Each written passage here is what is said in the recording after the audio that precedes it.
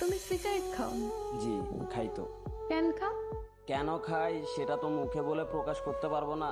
তবে আমার একটা নির্ঘুম রাত যদি আপনার হাতে তুলে দিতে পারতাম, তাহলে হয়তো আপনি বুঝতেন কেন আমি সিগারেট খাই। এখন থেকে আর কখনো সিগারেট খাবা না। কেন খাবো না? আমি বলছি তাই। কে আপনি? আর আমি আপনার কথাই বা কেন শুনবো? জানি না, আমি বলছি তাই শুনতে হবে।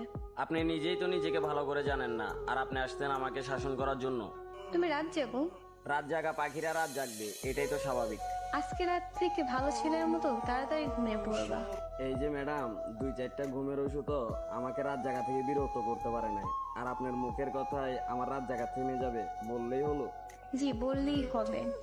মুখের ওপর কথা বলবা, একদম মেরে সোজা বানিয়ে ফেলবো। আপনার কথা শুনে মনে হলো আমি একটা খেলার পুতুল, যেরকম নাচাবেন সেরকমই নাচবো। এত অবসর কেন তুমি? নিজেকে অগোছালো করে